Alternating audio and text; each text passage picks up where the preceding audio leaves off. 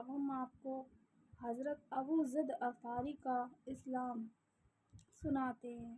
بسم اللہ الرحمن الرحیم۔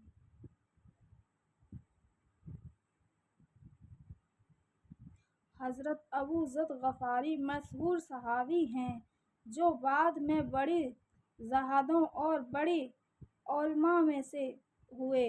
حضرت علی کرم اللہ وجہہ کا ارشاد ہے کہ ابو ذر ایسے علم کو حاصل کیے ہوئے ہیں جس سے لوگ عاجز ہیں، مگر انہوں نے اس کو محفوظ کر رکھا ہے۔ جب ان کو حضور اقدس صلی اللہ علیہ وسلم کی نبوت کی پہلے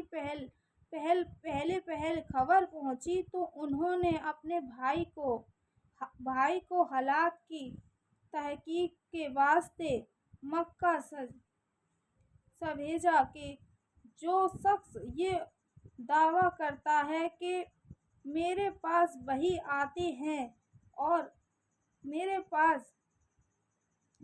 آتے ہیں اور آسمان کی خبر آتی ہے، اس کے حالات معلوم کرے اور اس کے کلام کو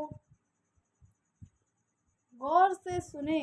وہ مکہ مکرمہ آئے اور حالات معلوم کرنے کے بعد اپنے بھائی سے جا کر کہا کہ میں نے اس کے اچھی عادتوں اور عمدہ اخلاق کے حکم کرتے دیکھا اور ایک ایسا کلام سنا جو نہ ناشار ہے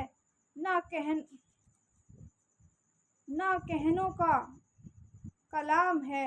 ابو ذر کی اس محمل بات سے تصفیہ نہ ہوئی تو خود سامان سفر کیا اور مکہ پہنچے اور سیدھے مسجد حرام میں گئے۔ حضور کو پہچانتے نہیں تھے اور کسی سے پوچھنا مشلت کے خلاف سمجھ شام تک اسی حال میں رہے۔ شام کو حضرت علی کرم اللہ وجہہ نے دیکھا کہ ایک پردیسی مسافر ہے۔ مسافروں کی غریبوں کی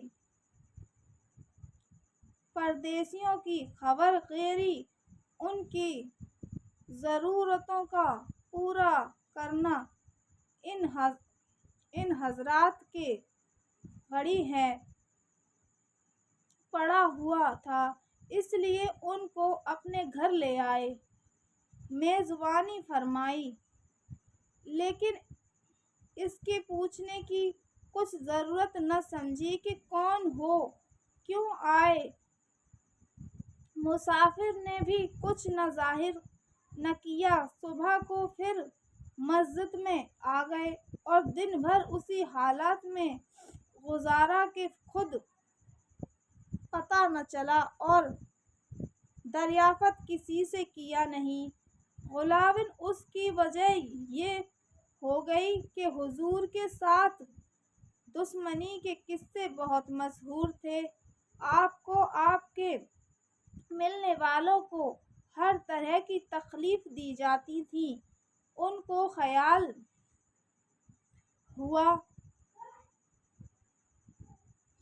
ہوا ہو کہ صحیح حال معلوم نہیں ہوگا اور بدگمانی کی وجہ سے مفت کی تکلیف علیحدہ رہی۔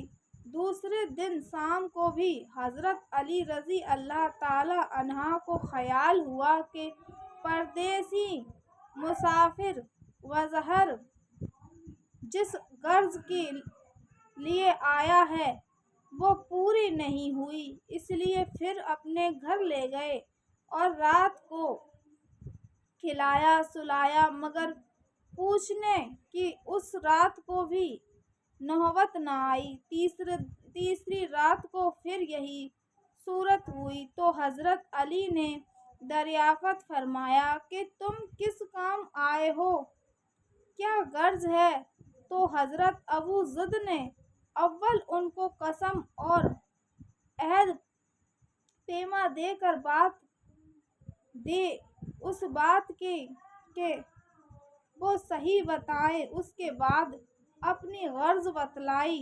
حضرت علی کرم اللہ وجہہ نے فرمایا کہ بے شک اللہ کے رسول ہیں، اور صبح کو جب میں جاؤں تو تم میرے ساتھ چلنا اور وہاں تک پہنچا دوں گا، لیکن مخالفت کا ذکر ہے، اس لیے راستے میں اگر مجھے کوئی شخص ایسا ملا جس سے میرے ساتھ چلنے کی وجہ سے تم پر کوئی اندیشہ ہو تو میں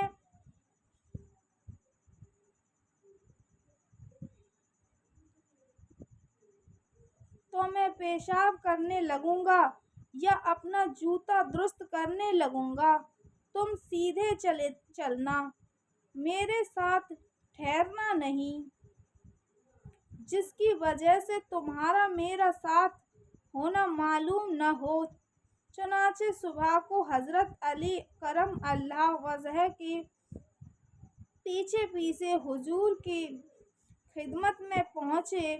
وہاں جا کر بات چیت ہوئی، اسی وقت مسلمان ہو گئے۔ حضور اکبر صلی اللہ علیہ وسلم نے ان کی تکلیف کے خیال سے فرمایا کہ اپنے اسلام کو بھی ظاہر نہ کرنا، چھپکے سے اپنی قوم میں چلے جاؤ، جب ہمارا غلب ہو جائے اس وقت چلے آنا۔ انہوں نے عرض کیا، یا رسول اللہ، اس ذات کی قسم جس کے قبضے میں میری جان ہے کہ اس کلمہ توحید کو نہ بے ایمانوں کے بیچ میں چلا کر پڑھوں گا۔ چنانچہ اسی وقت مسجد حرام میں تشریف لے گئے اور